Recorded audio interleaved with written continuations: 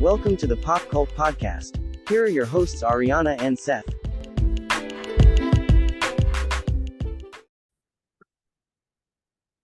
This is the Pop Cult Podcast. I'm Seth. I'm Ariana. And today we're going to be reviewing two more films. Later we'll be looking at Sleepless in Seattle on its 30th anniversary. But before that, we're going to take a look at the latest film from director Kelly Reichardt, Showing Up. Showing Up is about a sculptor, played by Michelle Williams, preparing to open a new show, and she must balance her creative life with the daily dramas of family and friends. So, Ariana, this is the fourth Kelly Reichardt movie we've seen. We've previously seen Other Women, which was the anthology she did with Laura Dern and some other actresses. Old Joy, which was about the two friends going to that hot springs together. And then First Cow, which came out in 2020, got released, I think, digitally after a very short theatrical run because of COVID. And that was like a historical drama. And it starred John Magaro, who plays a supporting role in this as well. It was about Pacific Northwest. It's the guy who makes cakes or bakes stuff. And so they have like a stolen cow. They're stealing milk from a cow. Oh, yeah. So Reichardt does not, she's sort of the opposite of the maximalist cinema trend that's very popular in Hollywood right now. Everything from like Marvel movies to Baz Luhrmann's Elvis, these like big, loud, obnoxious movies. Reichardt plays everything much softer and quieter. What did you think of Showing Up? I really liked Showing Up. It feels like the type of movie that a lot of times we have a male lead be this type of person. At the beginning, when watching this character played by Michelle Williams, what was the character's name again? That is Lizzie. Okay. She's kind of unlikable. Very, yeah. And sort of irritating at the beginning until there's like all these layers you start pulling off from her. Like you start to realize like she works in the same art campus as her mother, but they don't really distinctively tell you that it's her mother. And I think like her father was an art professor, they never outright say that. You kind of have to like put it together. Sculptor, her parents are divorced. You later figure out like she has a brother. They do a very good job of that sort of exposition through inference. Yes. Where it's the way real people would talk. Real people wouldn't go, "Oh, my art professor father." You would just have to figure out through like context clues. What typically happens is, they're having a conversation with someone and that person starts asking them about their lives, and that's when you get the exposition. We don't get that, and I really enjoyed it, even at times when I was just like, God damn it, Lizzie's such a little bitch. But you're starting to see a pattern that she's going through. And because the whole film positions her landlord Joe as her foil, the person that she's like comparing herself against, that we are meant to measure her against. And it's the whole conceit of the film is Lizzie isn't sure if she's a good person or not. She's not sure if she's a good artist or not. And Joe seems to be everything that she isn't. Yes. And Lizzie comes to resent Joe for that. And Joe is played by Hong Chow, who's in The Whale and the Watchmen TV. She's had a lot of roles lately. She's like one of those like character actors that you see a lot. That you just put her in anything. Yeah. The Menu, that was another one she was in. Watchmen. Downsizing, which not the best movie, but I mean, I don't blame her for that at all. But she's one of those actors that like just melts into the whole movie and you completely believe that she's that character that she's playing. I think what's very interesting is you don't really know if you're supposed to be like, oh, Joe's conspiring against her kind of thing. I feel like a lot of times if we up the comedy, it's just going to be like, oh, Joe's been secretly sabotaging her this whole time. It's also, we get to see that even though you have a sense that Lizzie might see Joe as someone against her, there is like this admiration for each other's work that is very quiet and subtle between them. And I feel like because of the way that like basic stories that we see when it's like a major Hollywood film, there are times that I felt myself holding my breath or like almost wincing, expecting an outcome that doesn't happen. Because again, this is more like day-to-day slice of life. Yeah, there's no movie. unrealistic outbursts. Yeah, and so it makes me like it's always like when I see Michelle Williams on screen, I appreciate her in a way that like I forget a lot of times. Like, for example, she was in like the Venom movies, and it's just also like, Oh it's yeah, so I weird forget that 'cause she's it's in the. like it's so weird because it's sort of like, oh, is she put in there kind of like because she's a pretty face? Because I think about like how, for example, Rachel McAdams is another actor that really can blend into these roles.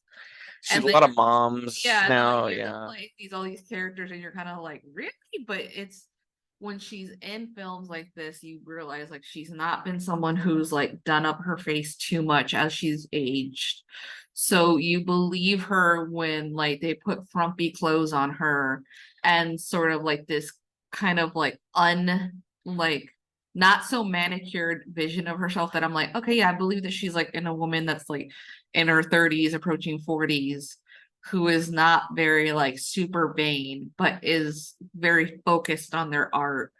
And also just how you could assume like, oh, she's not taking in anything of her surroundings, but she is once you start seeing her like her sculptures, like that everything is an influence on her, on how isn't like she isn't out there to be like a major artist, but she just wants to be good.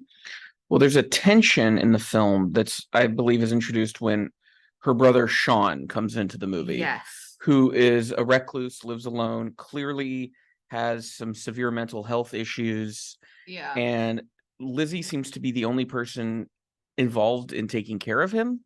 Or takes it seriously. Like the dad feels very disconnected, and like I was never the father is Bill, played by Judd Hirsch. I was never able to quite get a beat on him, which I think was the point of the character, Yeah. where you're just like, what is up with this guy? It's supposed to be that he is unreliable. Like he has at the end of the film when Lizzie has finally is having her show, he's telling a story about another like another artist that turns out the mom's like, you've never met this artist. What the fuck are you talking about? So he is a person who lies, but then also allows himself to be taken advantage of because he has these guests in his house that like Lizzie is kind of warning her dad, like, you need to kick them out. You are not a bed and breakfast. And Yeah, he's like, oh no, I like that. And it's like it seems like it's a recurring thing. Well, they're Canadians. They're played by Amanda Plummer and Matt Malloy, who Matt Malloy is one of those character actors I've seen in so many things. I think was he the father in the Abby Jacobson comedy? Yes, Okay, yes. yeah, He's very good at comedy. Like this yeah, very he like very like nervous energy that he brings. But this one This is not that this though. is not nervous energy. This is like the house guests who are oblivious to the fact that not everyone wants them around. And it's also just the fact that the father enjoys having them around, but he's trying to paint them as exotic when they're not. They're very like pedestrian people. Because when they show up to Lizzie's art show, they just kind of hang out at the snacks table and are just eating up everything. Yeah. But like it's a comedy, but I have a feeling there's a lot of people who probably wouldn't laugh when they watch it because Reichardt is such a subtle touch of a director that the comedy is very sly. Yes. And there's like, I felt like my muscles tense up with the conversation that she ends up having with her mother about her brother. Like that it was such a subtle way of like giving this conversation about how parents end up giving preferential like treatment towards the boy because like Lizzie is like, he's mentally unwell, we need to do something about this. And the mom's like, he's just a genius. You know, everybody said he was a genius. And Lizzie's like, who said that? Well, yeah, because we can clearly see that he is not well. Like the paranoia he has about his neighbors, like blocking access to just a regular network channel for him when he's using an antenna. Yeah. And then whenever she visits him and he's doing an art project in the backyard, which is just digging these kind of cone-like holes in the backyard. Yes. And I feel like that he also represents a question for Lizzie, which is questioning, am I making art or am I just mentally unwell and obsessed with something?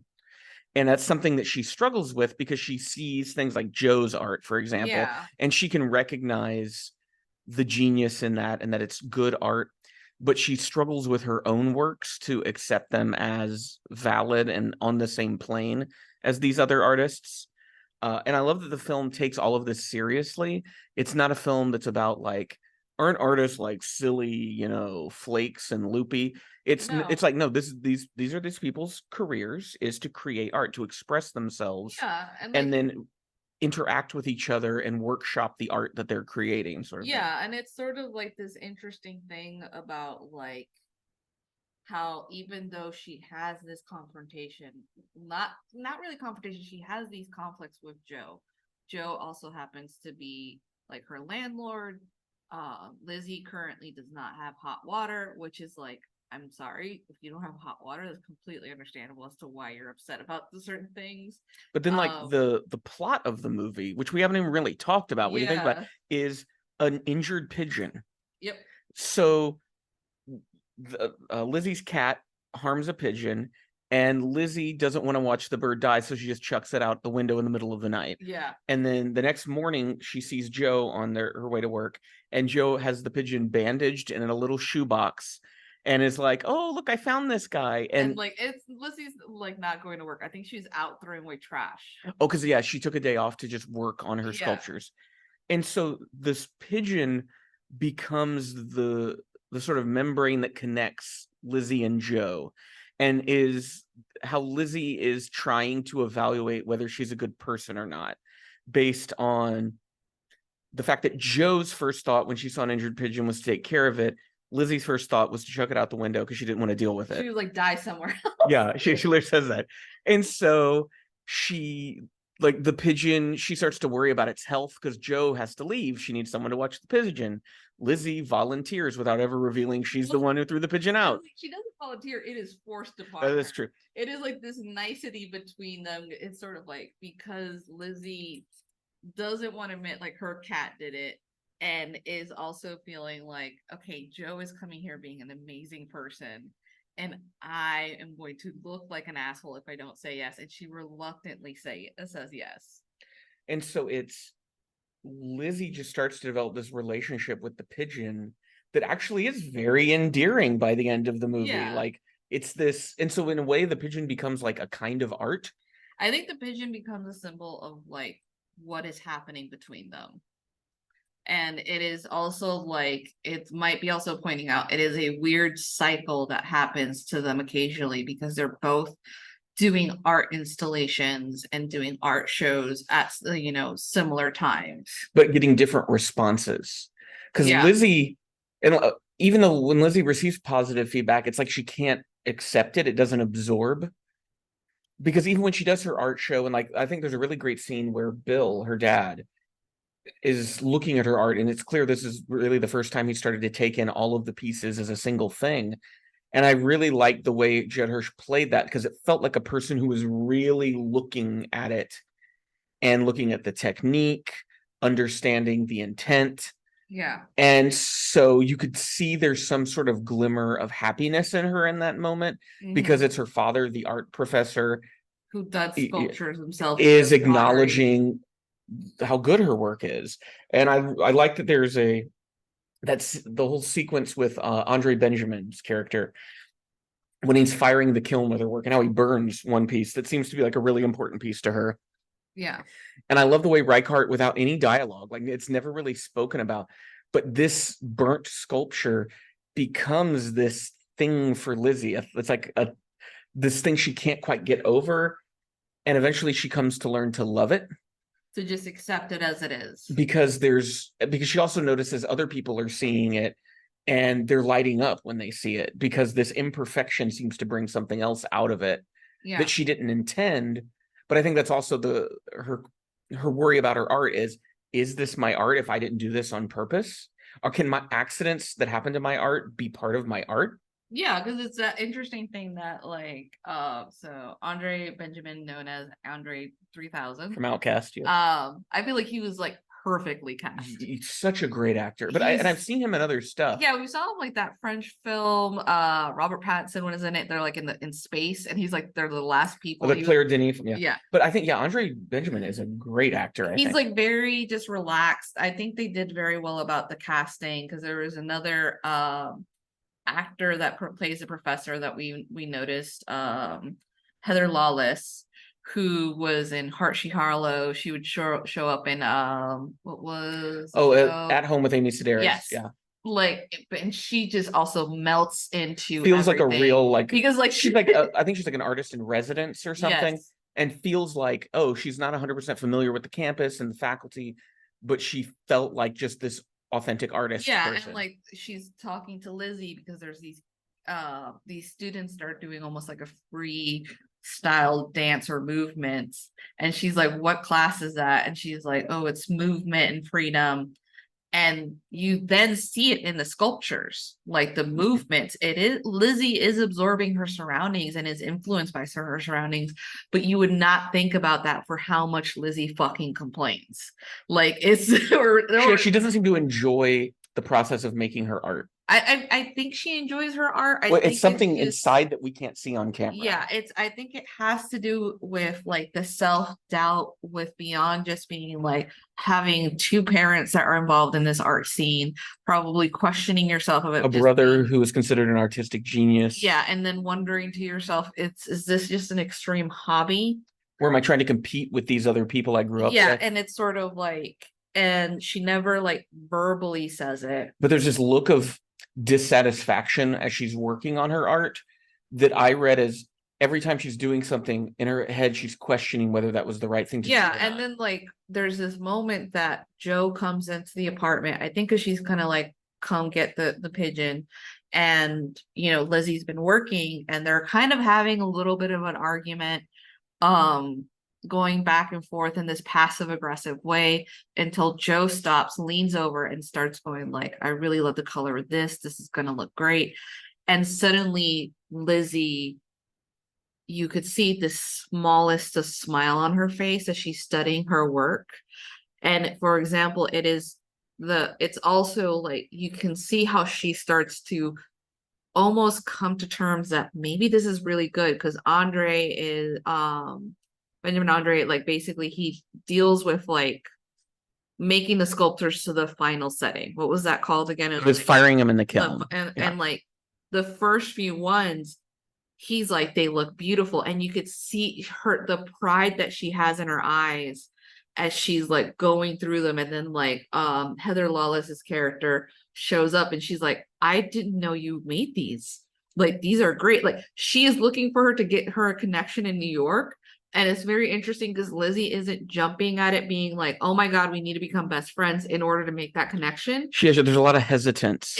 To me, it didn't feel like hesitance. Or apprehension. She's like sort of like, just bring the friend. But it's sort of like at that moment, she does not care that the friend is coming. She just cares that the art looks as good as she wanted it to look. Because I think what she's afraid of with bringing in, art critics or people that run galleries from New York or whatever is the scrutiny. Yeah. And how that, somebody giving my work a passing glance sees something good in it, but somebody who combs through art on a daily basis is going to look at these and immediately find all these flaws, and I will have gotten my hopes up for nothing, kind of a thing. Yeah, and I think it's also like she lives a very simple life. She lives alone with her cat. This feels again like a character that Paul Giamatti would have played. Yeah. In the early 2000s. Who would have thought Michelle Williams would be the Paul Giamatti of the 2020s? And like, what would have happened is like he would have had a crush on the landlord character. Oh yeah. Like kind of thing, and like berating himself. Instead, it's more just a woman living her life, thankfully. Like there's never like her going on a weird date. There's I was struck, first of all, the lighting in this movie is incredible, like the cinematography. And it's something where I hadn't really noticed it in other Reichardt films, which they never look bad. but they look very stark is the way I would describe them. It's just, this is the image, this is the thing. This film felt like there was a lot of time and thought put into scene composition and controlling the light, especially as we get into the final act of the movie. And especially some of the final shots, the way like it's sort of dusk light, the way it's kind of framed, like, very golden light. Beautiful shot when she's going from one building to the other, and it looks like she has a halo around her glowing, and it feels like an anime slash, like, what was that? You mentioned a director when we were watching. I was saying it reminded me a lot of Yasuhiro Ozu, who directed early summer, late spring Tokyo Story, where he was very interested in the slice of life of just families, of people. And so the dramatic stakes are always very low. It's somebody maybe has gotten engaged and is going to move away. The kids have grown up. A family member dies. So it's never, massive dramatic stakes where people are shouting at each other or anything. It's just people going through their lives and working through the drama of authentic life. Yeah, actual change, which is something that occurs. And so there are no villains. Yeah. It's everybody is just a person who's existing, and you may have conflict with them.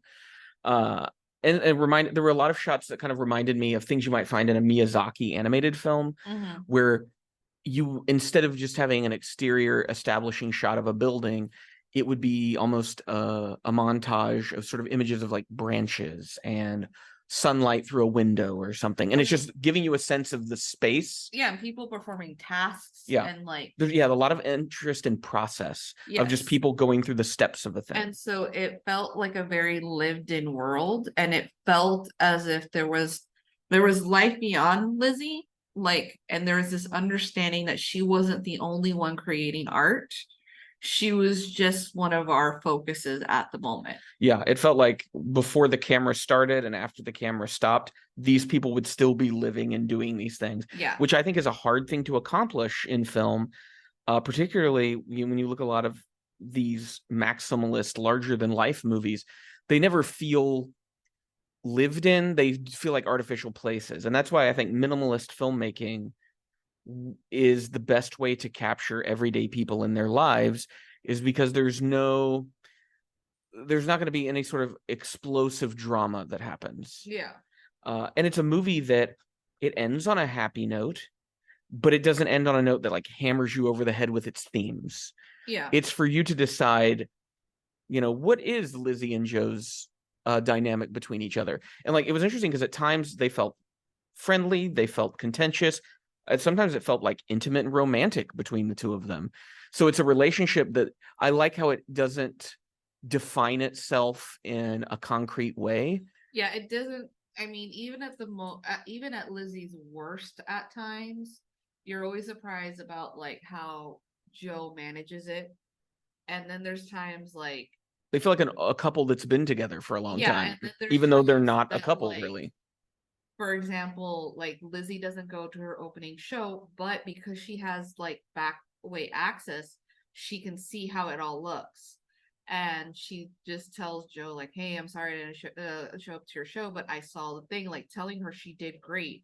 It's also- but I like that Joe looks a little hurt when she finds out Lizzie didn't come to her show. Yeah. Which again emphasizes both that Joe respects Lizzie as an artist, even if Lizzie doesn't fully believe that. Yeah. But then also that like there is something more here between these two women. Yeah, and I think it's also like this interesting portrayal because a lot of times when we see an artist in media, it's supposed to be like they're a quirky, colorful character, wearing odd, junky jewelry and like talking a lot. But Lizzie isn't a big talker. In fact, she wears like a lot of drab, like beige colors, like kind of like ill-fitting. And she's not big. A sexist person might call her like dowdy, would be the phrase. Yeah. And like she's not huge on like going to go celebrate because Joe has a party afterwards.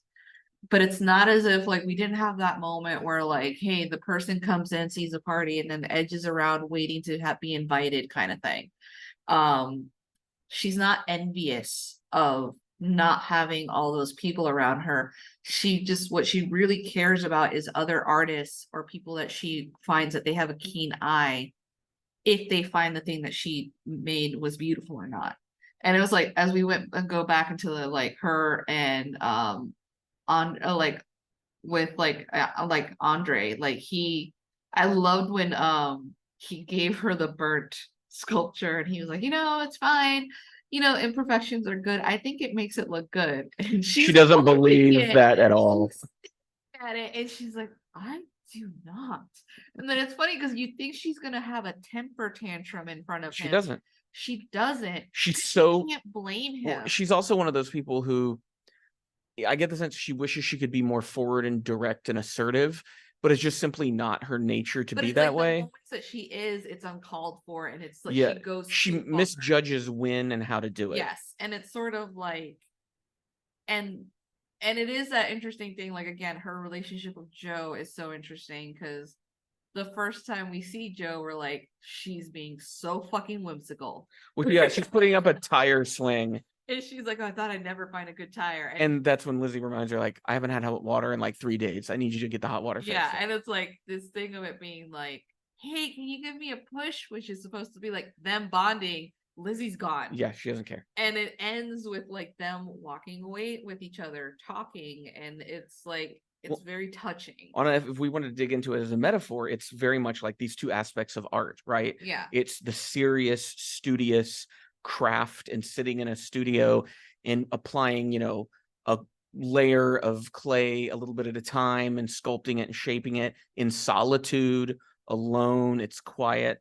And then you have Joe, who is art as play, as interaction, as this is something where it's a social experience to make and display art. Yeah. And it's like, oh, well, and by the end of the movie, it is about, oh, we have to find a balance between these two things because we can't go too far in one extreme or the other.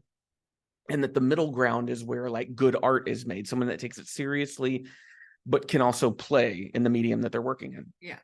But yeah, I'd say so far, this is my favorite Kelly Reichardt film I've seen of the 4. I wouldn't say any of her movies are bad. They're just movies that you certainly have to know. I think you need to know what you're getting into because it's not your typical American film watching experience. There's a lot of patience required of you as an audience member, and you're being asked to kind of sit and contemplate. Yeah. And not just have exposition thrown at you or be wowed by spectacle and images on the screen. It's more just, let's zoom in on this person's life and just follow them. And maybe by observing their life, you learn something about your own. It illuminates your ideas about art, or maybe like in the instance of just the cinematography is, oh, these are just some beautiful images just to look at kind of a thing. But yeah, I would say if for someone who maybe is hesitant about getting into indie art house movies, I would say Showing Up, I think, might be a good transition into it. Because it has those elements of comedy that, while subtle, it's clear that they're there, and that can kind of be a little easier to get into than like a really severe, heavy drama. Yeah.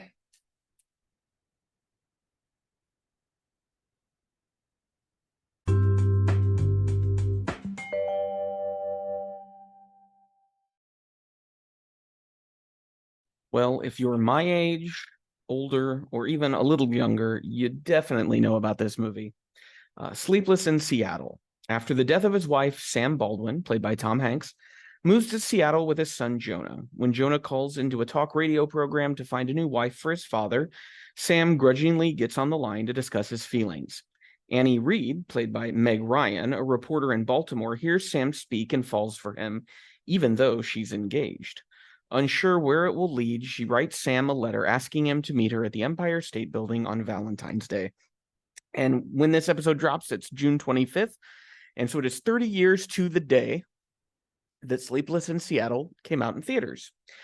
Ariana, past and present, what are your feelings about Sleepless in Seattle? I never really saw Sleepless in Seattle at its completion. I've only seen tiny little bites of it, little tastes. Yeah, I know, like on cable they'd be like, your favorite movie, And now I'm like, what the fuck was that? That was a waste of fucking time. I am very upset. I'm a person who like would say like I enjoy I'm okay with I enjoy romance.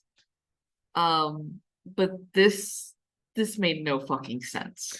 Well, it's first and foremost, it's kind of a remake of An Affair to Remember with Cary Grant and Deborah Kerr, something that the movie doesn't even try to hide, which is good, as it's referenced, I think, like 4 times.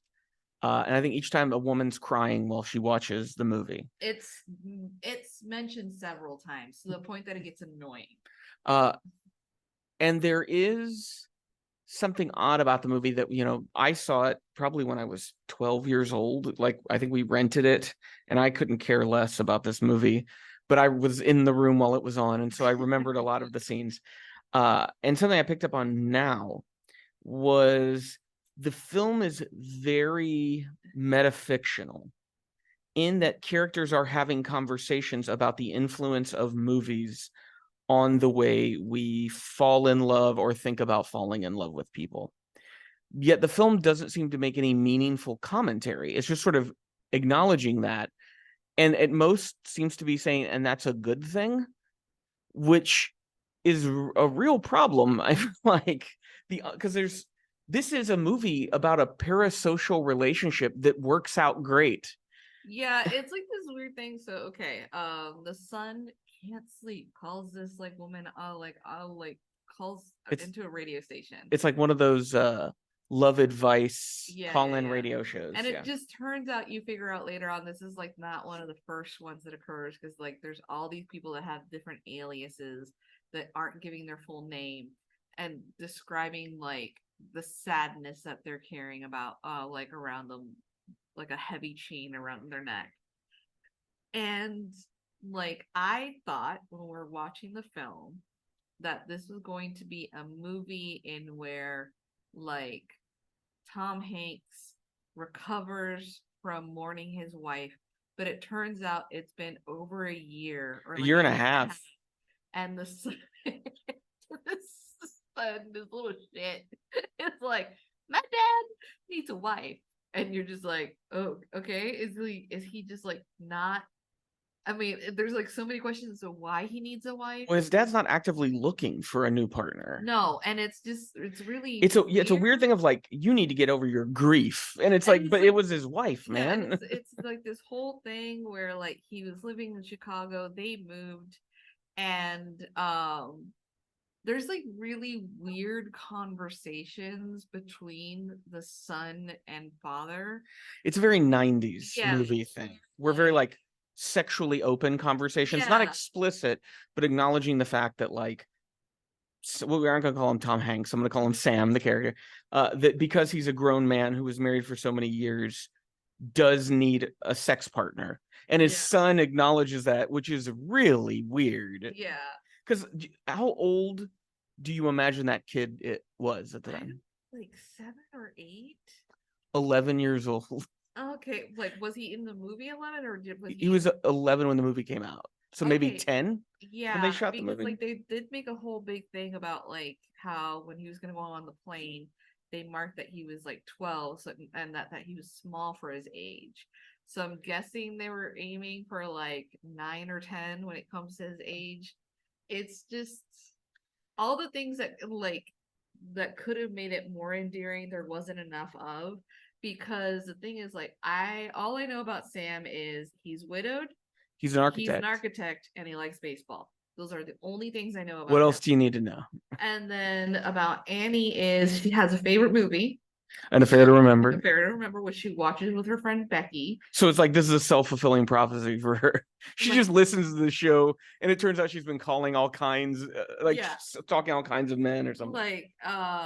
Like has a friend Becky, has a fiance who is allergic to everything. I'm gonna stop and talk about Walter, played by Bill Pullman, and I feel like this was the first time, at least I noticed Bill Pullman in a movie. I don't know if he had been in a lot of things before this.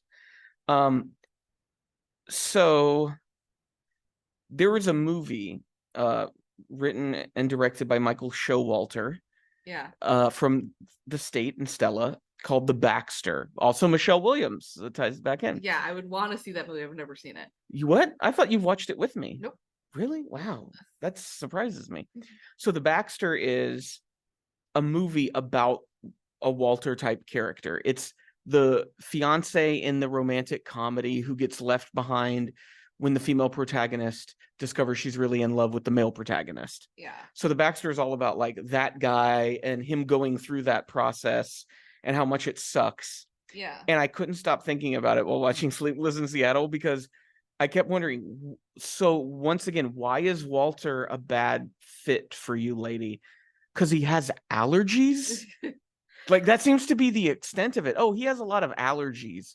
Ugh. I'm like, so he doesn't deserve to be loved? Like, like the what? weird thing that the film shows you how in sync they are with one another. Yes. Which is kind of confusing, but it also it has to do with everyone else. And it's mainly women who are sort of like, no, when I, like, her mother was like, when I fell in love with your father, it was like magic. And then, like, so Sam Baldwin has been coerced into talking about his wife to this woman on the radio by a shitty little son. His shitty little son. He also sort of like, yeah, when I fell in love with my wife who died, it was like magic. And so it's there's all these little things that are supposed to be like she's the one. But then you're kind of like, why? This is madness. Like, why should these people be together? We haven't seen them together. They haven't gone on a date. Yeah. How would I know that they're even compatible? So Sam tells like tries to explain like how he fell in love with his wife, and they're like, can you explain to it? He's like, it's just all these little things that were coincidences that managed to occur. Like we saw each other, like it's supposed, the implication from what my understanding is listening to him, it's like there are all these different coincidences that made it be like they were meant to meet each other. Any coincidences that Annie has with, they're not coincidences. They're not, because she has made it occur. She hires a private detective in Seattle using her like press credentials to do it. Yeah. And then flies there to stalk this man in person. Yeah, it's like it would be understandable at some point if she was doing like, had she stopped in Seattle between other jobs that she had and maybe explain to her friend like, or like had a layover in Seattle and decided, oh, I'll get a later flight. Maybe I can go. Yeah, and then like ends up having a conversation with Becky being like, you know how many fucking like perverts end up being on those programs? Like, make it be that she had a report about it beforehand about like some woman having been decapitated by some form. But she's just like, she's a reporter who's like fucking stalking him. Yeah. And then like they see each other because she's about to like cross over in the street to talk to him, but she sees like the little boy hugging someone else who I think is supposed to be his aunt, but she's like, oh no, that's his girlfriend. Well, she does have a girlfriend, kind of like he is. Well, yeah, it's Victoria who is, I think, is even worse than Walter because they make her intentionally obnoxious so the audience is instantly pitted against her. There's nothing that ever is done with Victoria that is even-handed. It's cheating essentially in a script where you're like, oh, well, of course I'm going to hate this obnoxious person. Through the sun, all the things he doesn't like about her for us to go, yeah, he's right. Because he'll be like, she laughs like a hyena. Cut to her laughing too much at like Sam's jokes. Which, like, is that the worst thing a person can do? I guess no. What the worst thing a person can do is be allergic to food. And so he sees her, she sees him, and all I can think is, this isn't magic. You're just fucking horny. You saw someone you're just like hugely attracted to. And also, like, the other thing that's supposed to be like, oh, it's all coincidences. She writes a letter. She decides not to send it. Her friend, who during the whole time she's writing this letter is being like, that's how everybody starts their letter. I don't know why you're doing this. And sends the fucking letter out. Like, it's one thing that the boy is meddling, but I don't. But then a grown woman played by Rosie O'Donnell. Come on. It's like most of the time being like, you're doing something stupid, to then be like telling her not. And then I love that, like, at some point Sam's talking to his son, and he's like, I'm starting to forget her. The mom, yeah. Like his mom, right? And he's like, Well, let's get married to someone else. So he's like, let me cheer you up. Let me talk about your mom. Your mom. Oh God, yeah. I remember. Peel an apple into one long curly strip. One long curly strip. And like we saw Meg Ryan doing the same thing earlier. Annie, right? But I don't. That's it. Like that's all. What does that have to do with anything? Like it's like, oh, you're like, buddy, you're getting a mom substitute. You're getting a mom substitute. We need a woman who's exactly like your dead mother, rather than a person who is her own individual and maybe can't peel an apple in one strip. Maybe she has other qualities that might be a benefit to our family. Like we don't find anything very interesting about her. It's just like, here's the one thing. Meg Ryan is very, very charming. Yeah. Like that's why she was like such a big star at this time. She like performs. It's obvious that it's like she's not sitting there thinking to herself, how can I look the most prettiest while saying these words? It feels very just organic. Yeah, she's like making faces, tilting her head, like squinting her eyes. She's doing all these things that like in that balances, that makes you want to go like, man, I can't wait until she's on screen with Tom Hanks and see that chemistry fly through. We get that once at the end. They're just holding fucking hands. Yeah, that I remember as a kid being like, that's it? We don't get to see what they're like together. We don't get to see them like go on a date. We don't get to see if this relationship actually goes anywhere or not. It's also like at the end they would be having a long distance relationship because she lives somewhere else. Because she works in Baltimore. Like works in Baltimore, he lives in Seattle. Like she's going to uproot her whole fucking life. And I don't. How is this romantic? Well, I think that's one of the things I noticed that I didn't remember watching it as a kid was, I will say the film has a very distinct personality. There's sort of little visual things like the way they use the map of the United States. So it's that to me indicated, okay, we're dealing in like a heightened reality to an extent. It's not the most like stylized film ever made, but those little things do make me go, okay, we're outside the realm of reality a bit.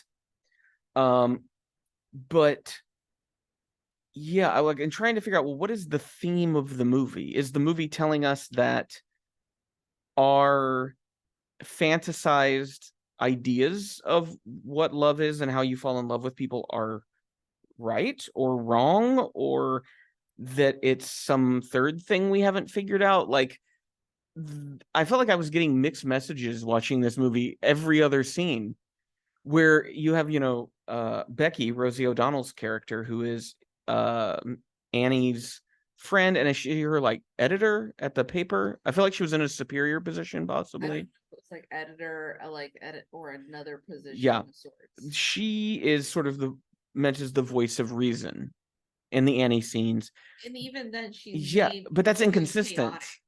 Because then she like changes her view on things as the movie goes on. And then for Sam, you have a child as his version of that, Jonah. And so that makes more sense why Jonah might not be consistent. He is a little boy, of course. And then there's other elements that they throw in there, like little Gabby Hoffman as Jessica, Jonah's best friend. YOH. She does a lot of acronyms. And I was trying to figure out like what the point of that character was, because there was a moment that I felt was kind of misogynistic with that character, where they show Jessica watching An Affair to Remember and is bawling her eyes out. And the vibe I got was like, oh yeah, all these bitches be crying when they watch this movie. Like, they what? make fun of like Rita Wilson, who plays Susie. She's talking about the movie, and like she and then her husband, played by Victor Garber. Yeah, and Sam are making fun. Crying, and then like Sam and Greg come together and start crying about an action film, like making fun of her, which felt very mean.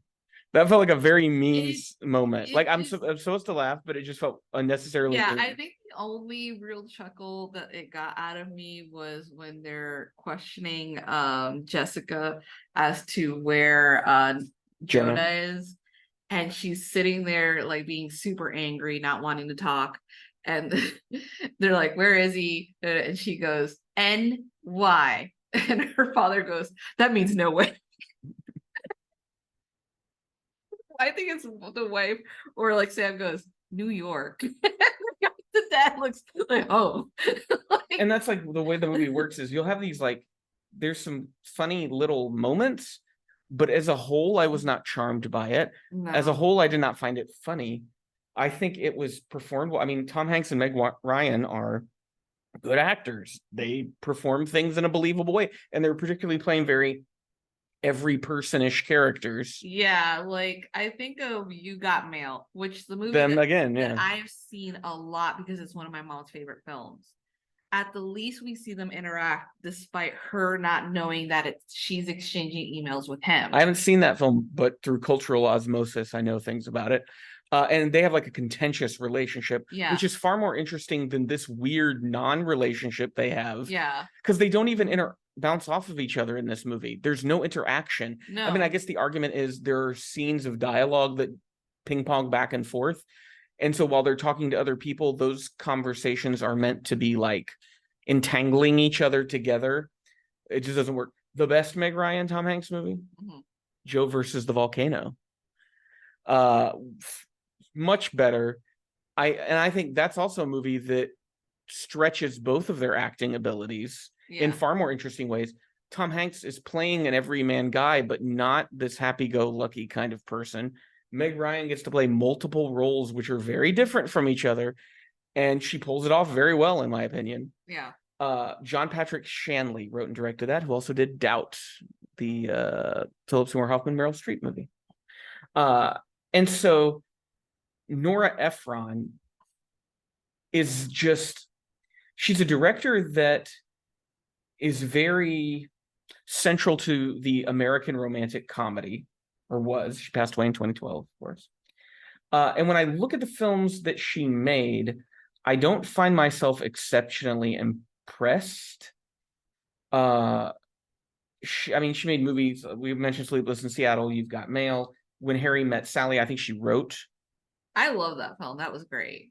I haven't seen it in a while. I remember not really caring for it. I mean, you wouldn't care for it even if you rewatched it. How do you know that? Because you don't like romantic comedies. I like things that hurt. Don't try. Don't pink shape me. That's you, bitch. She, I believe she wrote, and I think she might have directed My Blue Heaven. And she was married to the gentleman who wrote the book that Goodfellas was based on.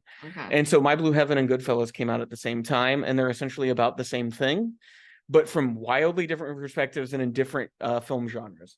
But the movie we saw most recently that she directed was Bewitched, which I think a lot of people point to as she hadn't necessarily been that hot of a property in Hollywood before Bewitched, like in the years preceding, but Bewitched was kind of like a nail in a coffin that Nora Ephron's style of storytelling and filmmaking had just kind of become passé. And Bewitched, like I want to say I'm bewitched by Bewitched, bewildered. It's a mess. And then I think about this movie, and this movie still has personality in the way that Bewitched had personality, but it works better in Sleepless in Seattle. Like it feels like there's more of a restraint. In Bewitched, it felt like there was no restraint. Yeah, in Bewitched, it felt like whoever wanted to do edits while they were on the scene were allowed to do edits, and it was just not good. I think it's just sort of like with You Got Mail, if there feels like a more balance. When Harry Met Sally, there is like you're watching the relationship develop. I wouldn't really know much about her other films. I do remember Michael being a big thing when I was growing up because it felt like I just it was one of the many commercials. John Travolta revivals of the night. How many times is he gonna come back? Yeah. He did. There was a dance, and I think there was a song that was popular. Maybe no, it wasn't Something to Talk About by Bonnie Raitt, but it was something like that was popular. But yeah, Sleepless in Seattle, 30 years later, is it a film worth people revisiting? No, that felt like a waste of time. There's like, and I really hate it when that happens when we're watching a film, and I can make a task of little of chores I'd rather be doing, which is bad because it reminds me of It Too. When we saw It Chapter 2, and when the final credits roll, you look at me and you go, I could have cleaned the house. Drove there. Yeah. I was even more mad because it was like 30 minutes to get there, plus 30 something other minutes. Like we were gonna eat after that, and I was so mad. I was like, we're just gonna go home. So you're a hater. Yeah, I think there are movies from this period, and even movies with Tom Hanks. I'm gonna say like The Burbs, where I'm like, it's not a perfect movie, but because I watched it a lot during a formative time, it holds a special place in my heart. Yeah. So if you're that kind of person and Sleepless in Seattle is that kind of movie for you, I don't think there's anything wrong with that. I just think as adults, we need to be very realistic about this movie is not portraying any sort of healthy type of love on screen. In fact, it's promoting a very toxic way of behaving. Yeah, like I mean, like there was an edit online that someone made it like Sleepless in Seattle as she was stalking. It was like a thriller. Yeah, and there's like this whole part that he's like asks his son like, "Oh, have you ever seen what was the film that was like he's basic? No, Fatal Attraction. Fatal Attraction, or like it was like." And he's like, no, you wouldn't let me see it. He's like, well, every man in America did, and they're afraid. I'm afraid. And it's just, there is no, like, all you're having is Tom Hanks being Tom Hanks. And it's like, Meg Ryan being Meg Ryan. Yeah, but it's once again, it's a case of movie stars that aren't necessarily being actors. There's something we want to see from them. And the movie is just giving you what you want to see from them. Yeah, but not even then, like him yelling at a 10-year-old. Was it really like? I would sign up for more of that. I want to see Tom Hanks berating children. There's a movie. But yeah, Sleepless in Seattle. 30 years on, sad to say, I do not think it holds up.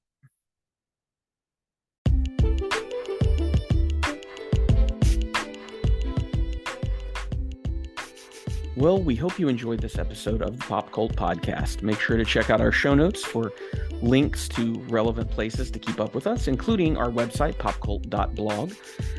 If you visit popcult.blog right now, we've just finished up our Pride Month series. And this coming week, we're going to be looking at 3 Indiana Jones films, including the infamous Kingdom of the Crystal Skull.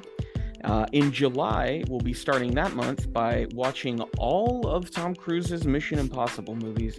I don't know why I do this to myself or my wife, but we're doing it. If you enjoy what we do on our blog and our podcast, we would encourage you to think about supporting us on Patreon. We have some different reward levels, and we want to thank our patrons who do donate. Morphine, who donates at the sneak preview level, and Becca and Matt, who both donate at the writer's room level. That level, you get to pick a movie a month that I will watch and review. And if you so wish, you can add your own thoughts to that review before it gets posted. Our next episode of the Pop Cult Podcast, we will be reviewing, finally, The Angry Black Girl and Her Monster, as well as the coming-of-age comedy drama, Are You There, God? It's Me, Margaret. Until next time, keep listening.